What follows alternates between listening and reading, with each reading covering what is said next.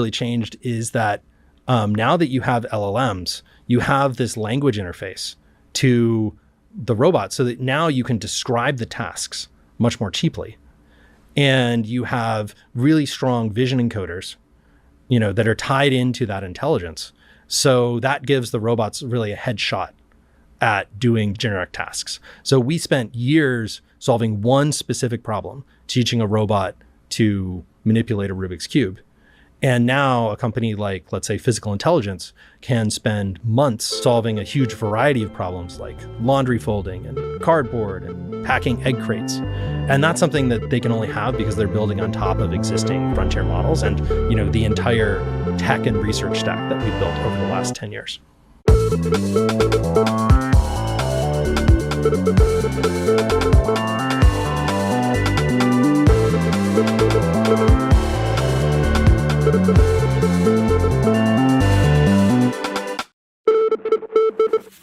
Welcome to Training Data. Today we're excited to welcome Bob McGrew, former Chief Research Officer at OpenAI, for a fascinating look behind the scenes of frontier AI development. Bob talks about the trifecta we have in AI: pre-training, post-training, and reasoning, and explains why we may have already discovered all the fundamental concepts needed for AGI. You'll learn why he thinks agents will be priced at the cost of compute, hence eroding traditional economic moats, and why even proprietary data will become less valuable when infinitely patient AI can recreate alternatives. Plus, Bob shares his contrarian take on where startup opportunities really lie, and why robotics is finally having its moment after years of being too early. Enjoy the show. Bob, thank you so much for joining us today. Oh, it's great to be here. We're at a really interesting time in AI development. We have a beautiful new trifecta: pre-training, post-training, reasoning. Can you help us unpack what else is left? What alpha is there in each left? So I think we're going to continue to see capabilities increase. It's going to continue to feel like it's felt super fast, super exciting over the last even 5 years. And I think it's going to continue feeling like that. There's not a wall here. But what is going to be different is that 2025 is going to be the year of reasoning. Yeah. So it makes a lot of sense. Reasoning is a new technique. When you have a new technique, there's often an overhang of compute, of data, of algorithmic efficiency improvements that you can make. And so that's something that, if you look at just the incredible progress that we saw from O1 preview back in September, and then 6 months later, we go to O3 in April. And then, at the same time, we also see diffusion of reasoning from OpenAI, who we've been working on that for years, out to Google, DeepSeek, Anthropic, again, just in a few months. And so this is really the right place where every lab is going to focus for the year. And just like as sort of a fun example of how low hanging the fruit is right now, if you look at the most interesting difference between O1 preview and O3, O1 preview is not able to use tools. O3 can use tools as part of the chain of thought. And this is pretty obvious, right? When we were training O1, we knew that this was a thing that we wanted to do, but it was difficult to implement. It took time. And so, that took 6 months to get, done and released. The next step on reasoning is going to be a lot less obvious than that. It's going to be a lot harder. And so, as reasoning continues to mature, we're going to see the overhang get eaten up, and it's going to start being slower and slower to make progress. You said there's not a wall. I think there's this meme in the Twitter sphere right now that pre-training is hitting wall. Can you say more about that dynamic? Yeah, and I think that's great. That's a great question here, because pre-training is not going away. But what we're seeing out of pre-training is that we are at the place where it's working really well and we're hitting diminishing returns. And so, diminishing returns are baked in because the intelligence of a model is log linear in the amount of compute that you're using to train it, which means that you have to have exponential increases in compute to get each increment in intelligence.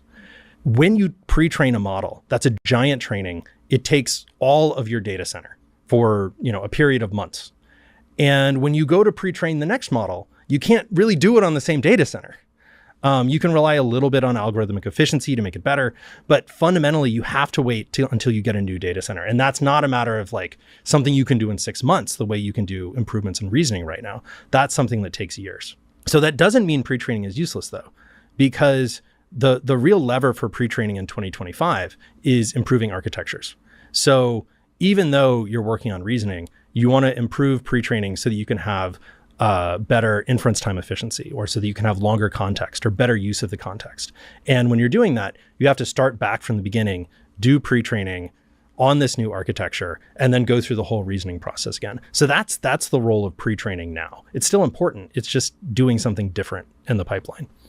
Can you help us unpack what's left in post-training? Yeah. So post-training is pretty interesting because both pre-training and reasoning are about increasing intelligence. And there's a very clear scaling law that you get where you put in more compute and you get out increasing intelligence. And post-training isn't like that. Post-training is about model personality. And intelligence, it's a sort of a thin problem, right? If you can get better at it, it turns out to be very generalizable and it applies to everything. So you can work on math and you find that it makes you better at legal reasoning. But model personality, it's a thick problem. You actually need a lot of human effort to think about what makes a good personality. How do I want this agent to act? And it's much more of a training process, like you would go through over many years of interacting with people. And now it's a very hard research problem to take that, specification for what the agent is and turn it into an actual appealing personality. But when you think about post-training, I think about people like Joanne Zhang at OpenAI or Amanda Askell at Anthropic, who really spend a lot of time crafting these model personalities, and they're not research practitioners. Interesting. Right? They're they're product managers, or they're people with a very deep understanding of human nature. And are there more legs to the stool? Well, okay. So I'm gonna say something potentially controversial, and I think actually there aren't. So I think if you go forward to 2030 or if you go forward to 2035 and you look back and you say, what were the fundamental concepts that you needed in order to create, more and more intelligence? Maybe that's AGI, maybe it's something different at that point. I think you're going to come up with the idea of language models with transformers, the idea of scaling the pre-training on those language models. So GPT-1 and GPT-2, basically. And then the idea of reasoning. And sort of woven throughout that, increasing more and more multimodal capabilities. And I think even in 2035, we're not going to see any new trends beyond those. And the reason I think this is, if you go back to 2020, so GPT-3 has just been trained. Imagine yourself sitting, we're at OpenAI, we haven't released this thing, but we know something apocalyptic has happened. And, Daru Amadai, Ilya Sutskever, Alec Radford, we're all sitting there in the room looking at this thing. And it was fairly obvious internally what the roadmap was. We knew that at this point, going from GPT-3 to GPT-4 by increasing pre-training was absolutely critical. We could see that we needed to increase multimodality, ultimately ending in a model that could use a computer. We were beginning to make experiments with test time compute. And in 2021, after the Anthropic people left, we really started developing the idea of reasoning at OpenAI. And it's funny, actually, if sometimes my friends ask me after Anthropic released computer use, they're like, did you see that coming? And I was like, well, we were working on that together back before they left. One of the people that did that project went to Anthropic and the other one went to OpenAI and developed Operator. And it just took many years before, the multimodality had matured enough to get to that point that was obvious to us way back then. And so that's why I think, we're going to see from here on out, there's very important scaling. There's very important development and refinement of these ideas. That is extremely hard. It takes a lot of brain power. It's not going to be easy. But I think if we look back from 2035, we're not going to see anything new and fundamental. I think I'm right. I kind of hope I'm wrong. It would be a lot more fun if I'm wrong, but I think we'll have to see. That's a hot take. I'm glad we have it on the record. Yeah. Well, we'll see in 2035. That's amazing. I'm curious about reasoning. It seems to me that OpenAI really leaned big behind this paradigm, probably before the others. And now everybody has reasoning models. What did you see in reasoning that caused you to lean so far in so quickly? Well, effectively, it really was sort of this missing piece where with pre-training, the model has an intuitive sense of how to answer the question. But if I ask you to multiply two 5-digit numbers, this is something that's completely within your capability. But if I asked you to do it right now, you wouldn't be able to do it because it is just natural as a human capability to be able to think about something before you answer, to have a scratch pad, to be able to work through a problem. And that is something that, the initial models, even GPT-3 really didn't have. And so we began to see, glimmers of this publicly, things like, thinking step by step. And the idea of having a chain of thought that you could train, that the model would learn itself how to guide a chain of thought, not just be guided by cloning from publicly available data on how humans think. That was very powerful. And we knew that it would be more powerful than pre-training because, in fact, your thoughts are inside your head. They are not something that the model has access to. And so almost all the data that's out there is actually something that's just the final process, but you don't get to see that chain of thought. And so the model had to figure it out for itself. That's why reasoning mattered. You alluded to earlier that we probably still have to uncover more things in reasoning. Do you think we have a good sense of what those things are today, or are we earlier in that R&D stage? I think at this point with reasoning, if you are at the coalface, then you're seeing a lot of ideas and refinements of things that you can do. I think we've gone past the point where if you're on the outside, if you're not at a frontier lab, you're probably not seeing them anymore. And this is the same situation we saw where at one point academic labs could make huge amounts of progress. And then later, I would begin to see academic papers and I think, they rediscovered this thing that we found a long time ago. And so, now the level of effort that's being put into this, I think, is actually quite intense. So there are definitely things to be discovered, but they're not sort of simple ideas that you and I could talk about. Cool. Switching gears a little bit, you tweeted recently about agents. I think a very, very interesting take, that agents will be incredibly powerful, but priced at the cost of compute due to competition. If that's the case, where do you see the opportunities in new startups and companies that are now building agents? Yeah. So, I think the thing about agents is people think, well, I'm going to go develop an agent, and they look at how much the job is worth out there by a human. So, you want to develop an AI lawyer, and you think lawyers get paid a lot of money. So I'll be able to develop an AI lawyer, and the lawyers, I'm going to be able to charge huge amounts of money. Tens of thousands of dollars a month. Exactly, right? But the reason lawyers are expensive is because their time is scarce, because there's only so many people who have undergone that training. But by the time you've made an AI model out of it, well, now there's effectively an infinite number of lawyers.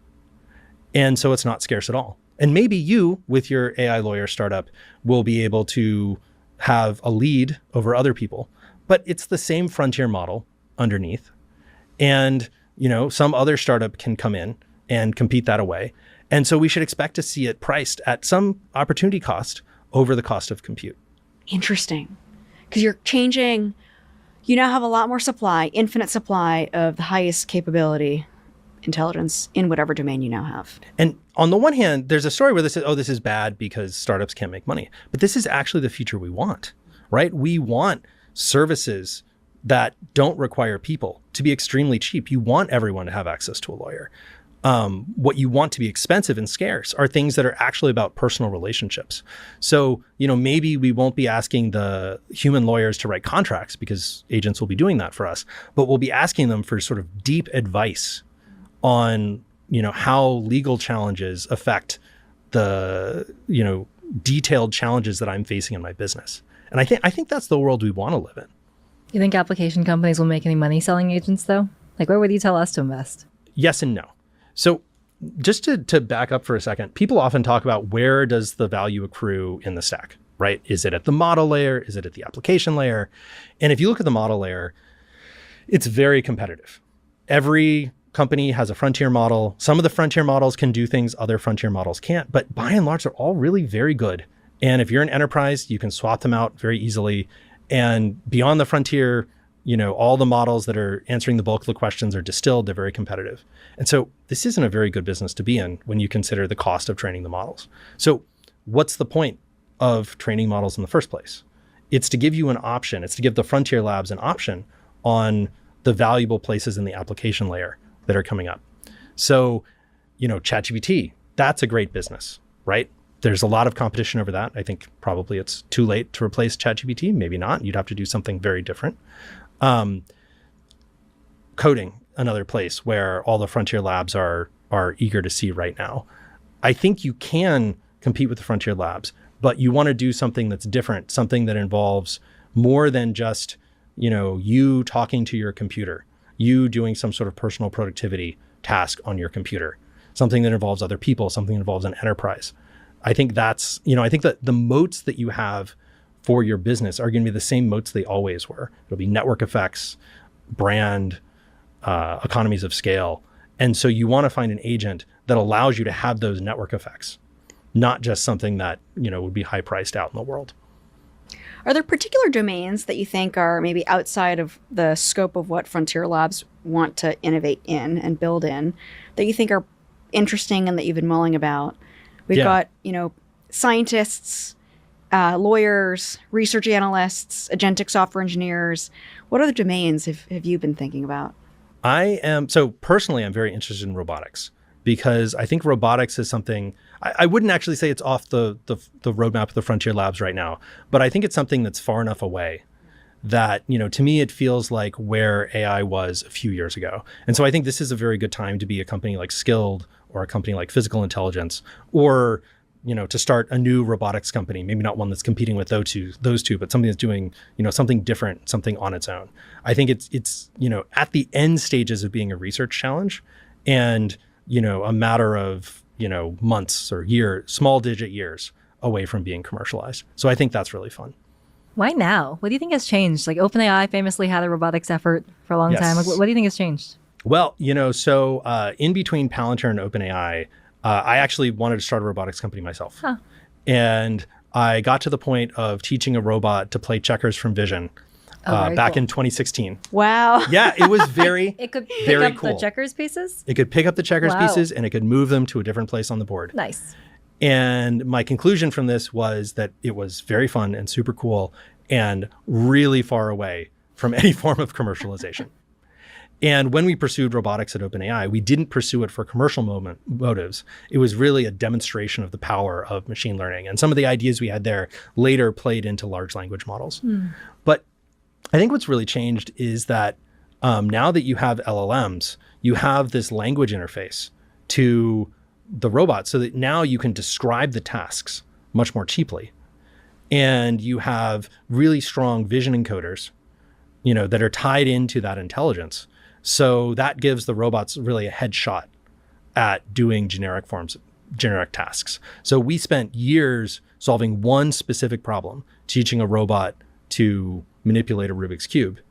And now a company like, let's say, Physical Intelligence can spend months solving a huge variety of problems like laundry folding and cardboard and packing egg crates. And that's something that they can only have because they're building on top of existing frontier models and, the entire tech and research stack that we've built over the last 10 years.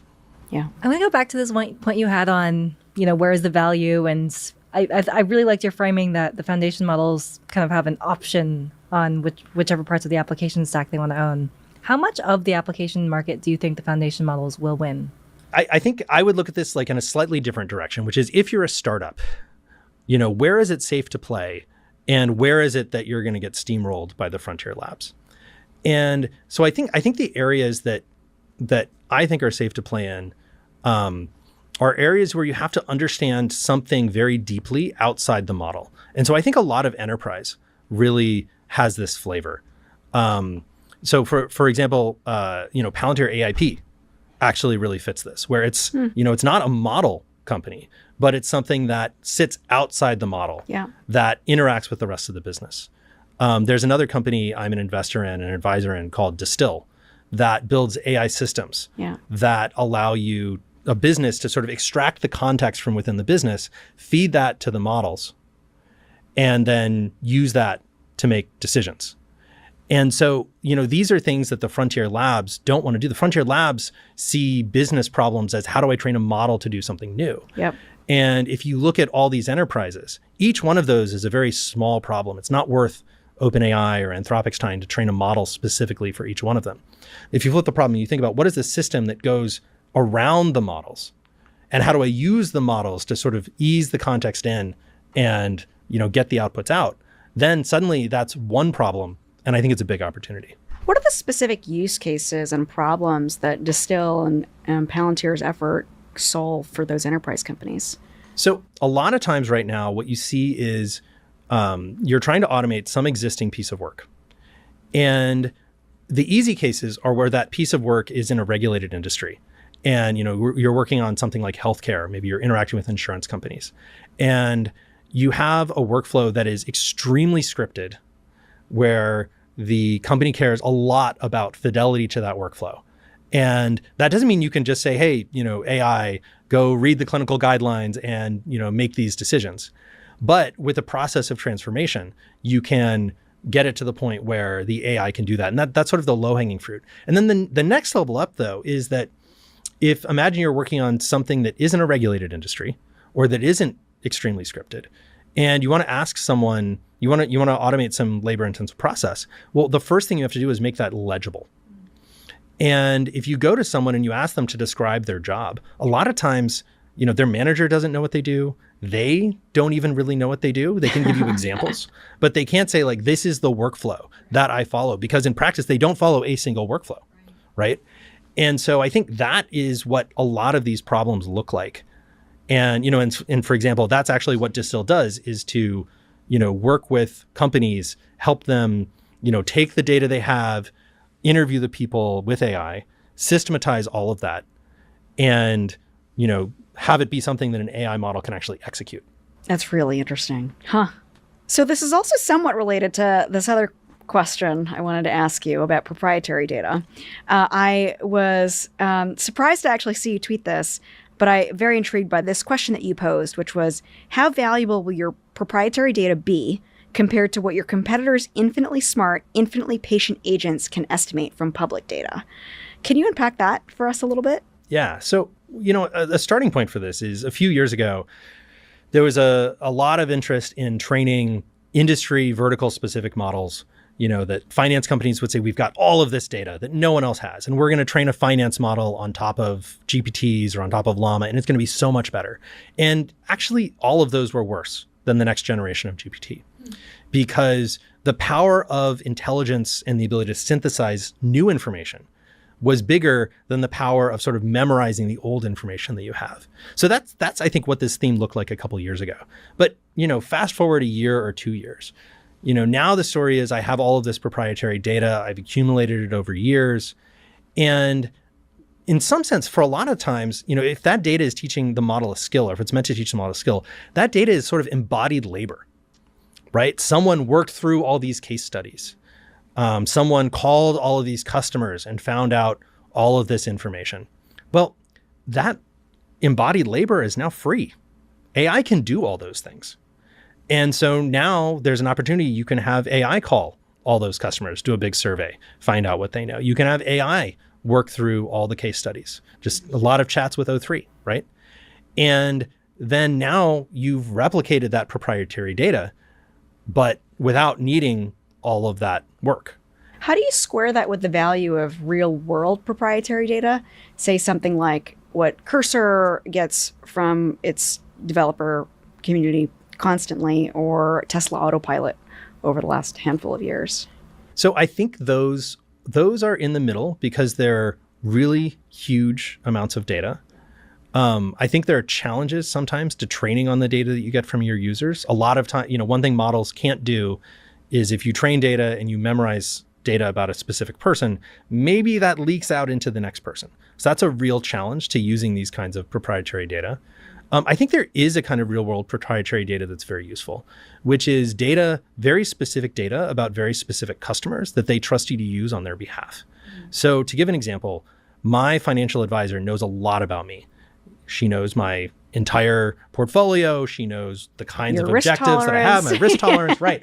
And she uses all of that information to give me a better outcome, which is what is the next asset I should buy. And she doesn't do that, like the data doesn't make her a better financial advisor. It doesn't teach her skills, but it allows her an opportunity to use the skills she already has. And so that's the place where I think proprietary data is really useful. I want to switch gears a bit to coding. It feels like, software engineering has just gone through this fast takeoff moment. And, just judging from the pace of how quickly things are changing, I think there's at least a certain subset of the market that thinks, the super intelligence takeoff probability is a lot higher than than folks thought it was, just given how quickly coding has taken off. What's your view of what's happened in the coding space? So I think, on the one hand, coding has taken off very quickly. On the other hand, way back in January 2020, as soon as we saw GPT-3, we launched a project to train GPT-3 how to code. And so, when you look at an exponential curve, the progress is actually the same the whole time, but the impact of that progress can become very nonlinear when it passes a threshold. And that's what's happened with coding in the last couple of years. And so, my take on where coding will go is that you're going to continue to see a mix of, coding with the user in an IDE, traditional cursor style work, and coding in the background as an agent, something like Devon style work. And that, this is going to continue for a long time. A year or two, maybe, is a long time in AI adoption. That's forever in AI years. But that, if you think about something like vibe coding, right? Like the story you hear with vibe coding is you can, if you have a PM, right? And you want to create a demonstration project. I think that you're going to see PMs vibe coding really cool prototypes, really cool demos that they can use to get user feedback. But then those things are going to get thrown away and that they're going to get rebuilt with professional software engineers because, if you are given a code base that you don't understand, this is a classic software engineering question. Is that a liability or is it an asset? Right? And the classic answer is that it's a liability. Like you have to maintain this thing. You don't know how it works. No one knows how it works. That's terrible. Usually the answer is it's actually cheaper to rewrite it from scratch. And so we don't yet have a way that we're comfortable with agents being the ones that understand the code base right now. I think the liability has gone down, but it's still net a liability. You need humans to do the design, to understand the code base at a high level so that when something breaks, when the project itself becomes too complicated for the AI to understand, you can have a human do a problem decomposition and break it down into problems that are small enough for the AI. What do you think happens after that 1 or 2 years, though? Oh, I don't know. We're going to have to find out. I loved your bifurcation, though, of, on one side, agentic software engineers that handle tasks autonomously in the background, and on the other side, human programmers who code in an IDE with the help of AI. I don't think that most of the mainstream actually believe that, realize that. Can you maybe unpack that for us a little bit? What would the agentic software engineers who handle these tasks autonomously handle? And then where do you see this other end of the spectrum go? Do they collide at some point? Do you think they remain separate things over time in the long term? I think it is already a spectrum where, the things that your agentic software engineers can do, you can say, well, fix a bug, do a refactor, something that, requires relatively little taste and has a clear outcome. Another great use case I've heard is translate software from COBOL into Python, right? It's very clear when you've done this correctly, but it's a lot of work. It's very boring and you can't get smart people who want to work on this and do a good job on it. On the flip side, if you're doing something where it requires a lot of taste and taste in how it's implemented, where there will be non-obvious consequences to how the implementation works. Maybe there's non-obvious performance consequences. Maybe there's non-obvious consequences in how the user interface is going to evolve, and therefore how that needs to change the abstractions deeper in the system. Those are places where right now we have no alternative but to have humans do that work. And I do think this is very interesting. Is there a way, is there a sufficiently detailed spec or a sufficiently detailed architecture diagram that the agents can be writing for us? That means that when you take work from one agent and you put it into another agent, which could just be the same agent the next day with a different context window, that it's able to actually make progress on the code base. So these are the kinds of questions I want to see the answers to over the next couple of years. Love it. It's exactly what we're working on at Reflection. Perfect. Why is it called member of the technical staff?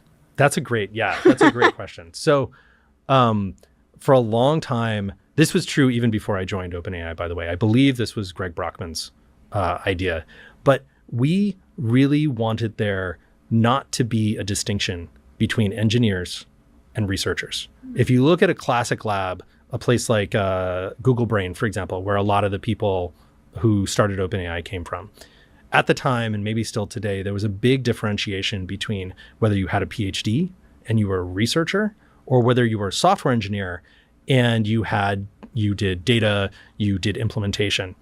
And it was bad because the researchers didn't feel like they could get their hands dirty writing data code or writing implementation code. And you can't understand the systems aspects of your research unless you're writing the code. If you think about what makes Alec Radford the genius researcher that he is, it's each time he does something, it's that he looked very closely at the data and he thought, what are the possibilities of this data? He wrote his own data scraping code from the very beginning. And so if you want to have someone who really understands the full stack, I think Paul Graham has this great analogy to painting where the resistance of the medium dictates the kind of painting that you're able to make. Research is very much like that. It's very much an artistic endeavor, and researchers themselves are artists and should act like artists. And so by not having that distinction, just by calling everyone member of the technical staff, we were able to have a much more level playing field.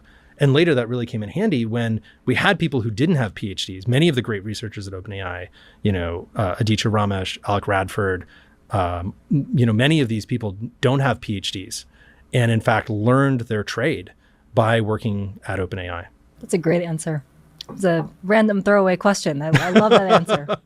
So at AI Sent recently, Sam Altman left us with some interesting fodder, which was how different generations use ChatGPT. He said if you're old, you tend to use it as a Google replacement. If you're in your 20s and 30s, you use ChatGPT as a life coach or a life advisor. And if you're in high school or younger, then you're using it as your operating system. How do you see people use ChatGPT around you? How do you have your kids use ChatGPT? Yeah. So look, let think about that operating system comment for a second. At the very highest level, the total addressable market for ChatGPT is every user intent that requires thought or action that you don't want to do yourself.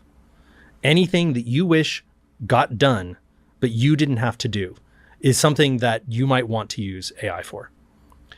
And so if you think about that, there's a version of that that feels very scary, right? It's like people don't do anything for themselves anymore. There's a de-skilling. No one learns how to do hard things. We're all just zombies watching our VR headsets, watching movies. But I don't think that's actually what people want out of AI. And I don't mean this isn't the world we want to live in. I think that's true. But that's not what I want out of my relationship with AI. And that's not what I see people doing now. And partly, this is because the technology for ChatGPT as an operating system isn't actually there yet. Pretty famously, you cannot use ChatGPT to control your iPhone. But it's also not what people want. And so I see this with my son. He's 8 years old. He's been using ChatGPT from a pretty young age. I used to ask him to test the models before they were publicly released. And he always gave pretty good feedback, actually. And he spends a lot of time with ChatGPT. He knows it is not his friend. It is not his companion.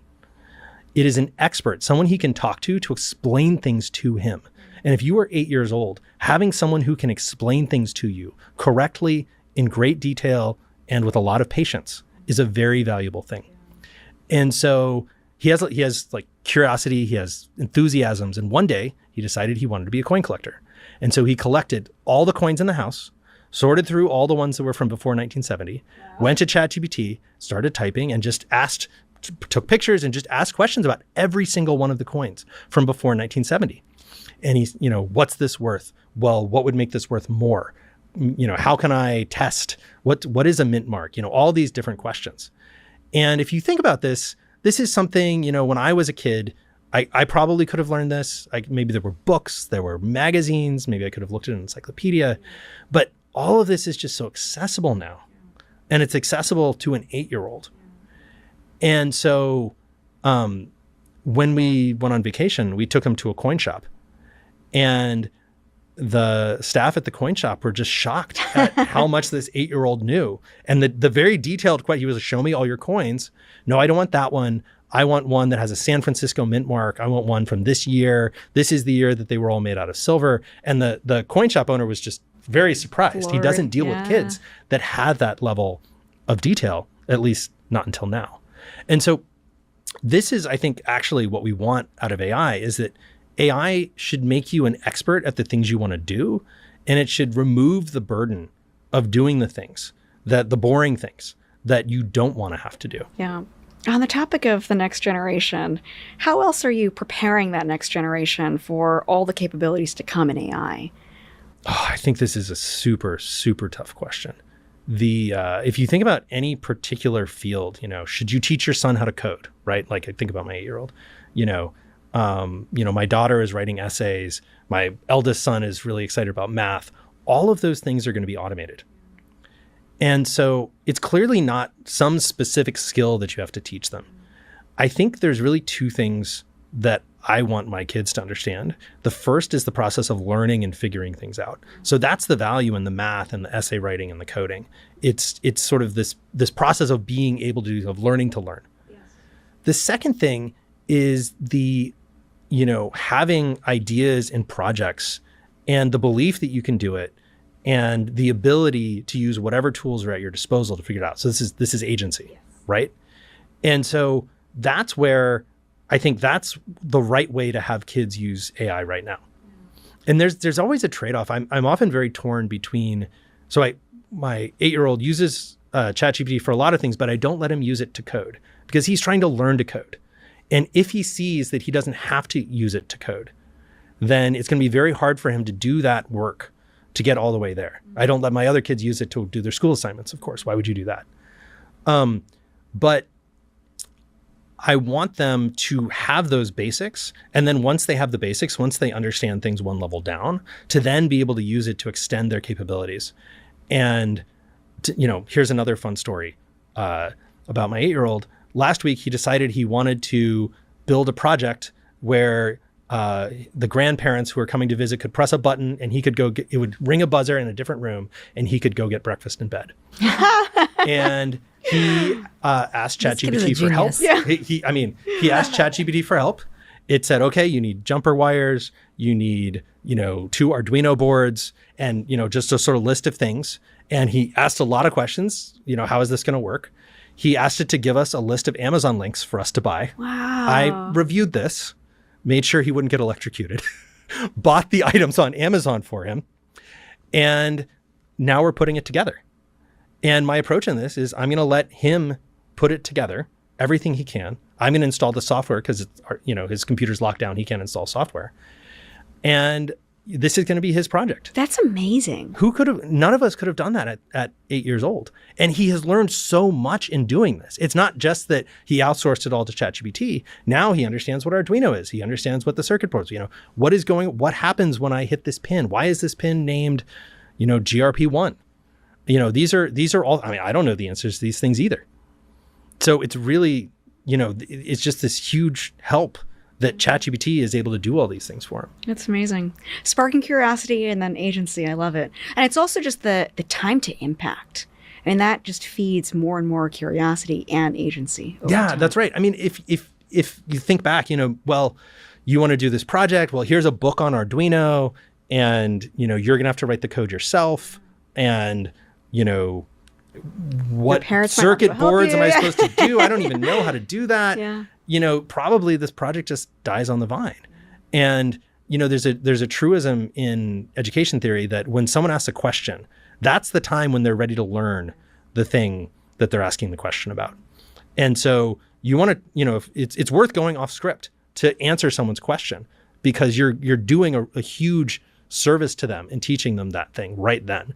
And that's, now you have that. You have the ability to get your questions answered on demand at the right time for you when you are mentally ready to do it, not when maybe you're tired and you're in school and you're thinking about all sorts of other things, just right then when you actually want to know the answer. And I think that's hugely powerful. So how else are you using AI in your daily life? ChatGPT, deep research, I'm sure, Howie AI for scheduling, maybe autopilot.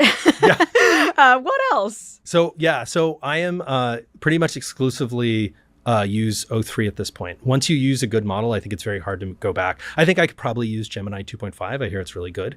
But of course, as we've talked about, if it's good enough, why switch? And I use deep research about 5 times a week. And, it's hugely helpful. And I think even one time that it saves you a few hours of doing work sort of repays the cost. Absolutely makes sense. What do you use deep research for? It's a mix. One answer is I'm batting around something with my kids. And it's a question that no one has ever asked before, probably. And I want to know the answer. For example, what happens when you compress wood? It starts off, it's elastic compression, and then it starts deforming, and then you go a little further and it becomes diamond, and then you go a little further from that and it becomes a black hole. But actually, there's like a dozen steps. And so that's a really fun topic to dive into, and just, this is the kind of thing that would have been an XKCD comic 15 years ago and would have taken him weeks to figure out. And now you can get an answer just in a few seconds. Also, I use it when I'm thinking about a new domain or a new, startup opportunity. If I was interested in robotics, tell me everything there is to know about a particular company or about a particular market. And that's our daily life. Yeah. Any other new products? Well, like you mentioned, I use an AI assistant for scheduling, which is great. I mean, I'm solo right now. I could hire an assistant, but it's just actually more fun to do things myself. But calendaring, it's really boring, and it's just very nice and very pleasant to be able to CC, an AI agent and have it do the calendaring for me. I'd love to hear a little bit about managing, OpenAI, the research org. It's such a, collection of insanely smart individuals, creative, I'm sure. The feedback we have on you is exceptional in terms of, what a fair and what a great manager and leader you've been for the organization. I guess, what have been some of your lessons leading an organization like that? So this sounds sort of boring, but like the core thing that you have to do as a manager is you have to really care about the people you're managing. And this maybe isn't relevant a lot of the time. A lot of the time as a manager, your day-to-day job, you're coordinating, you're, helping people understand things, and, loyalty doesn't really matter that much. But there comes a time as a manager when you have to ask someone to do something hard.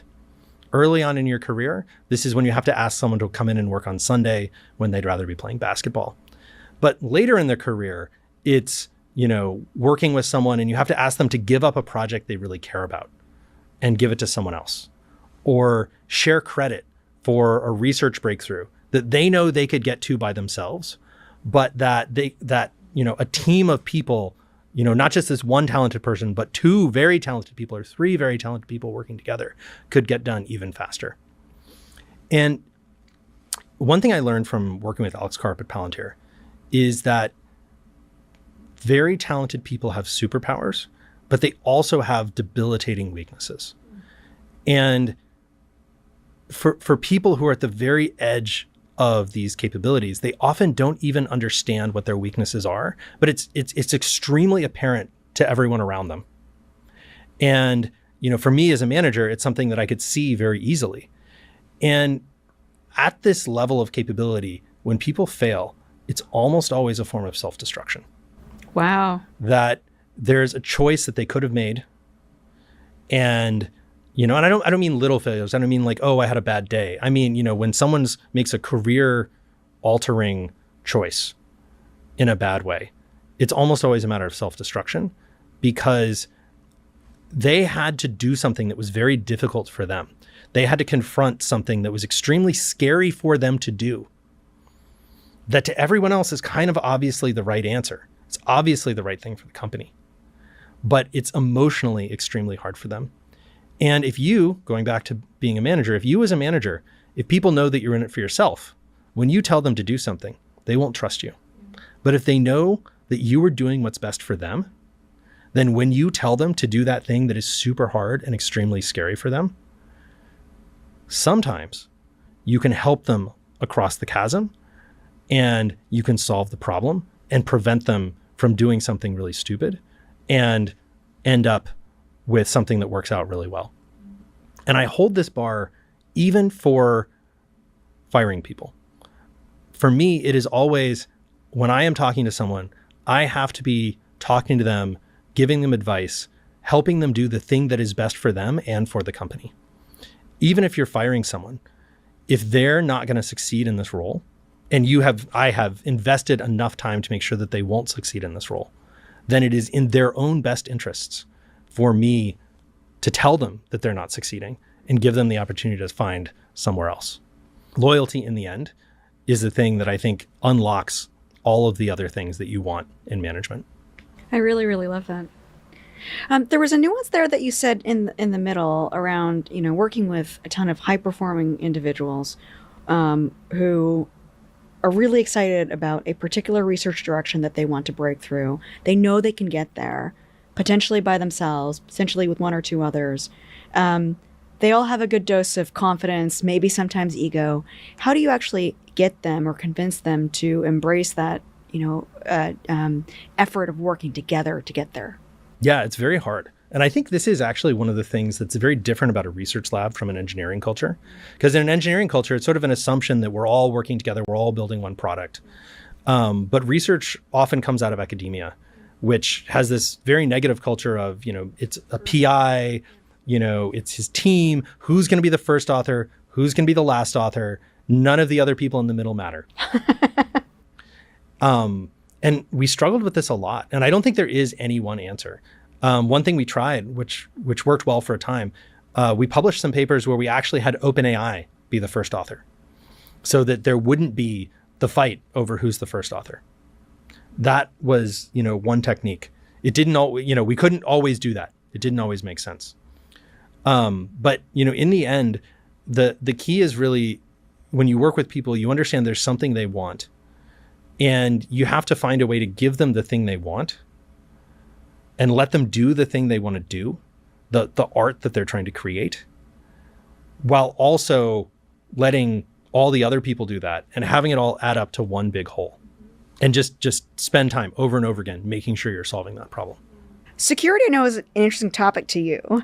In an increasingly agentic world, what kinds of security issues do you think we should be aware of, and where do you see potential opportunities? When I think about how AI impacts security, for me, the first order is a much easier ability to do offensive work than you could do previously. And so the number of threats have gone up. The time to execute on a threat has gone up. And so that then pushes the defense to be much more agentic. So there's a company I'm an investor in. It's called Outtake. I met the team. They're a group of ex-Palantir folks. And we also ended up using them very successfully at OpenAI.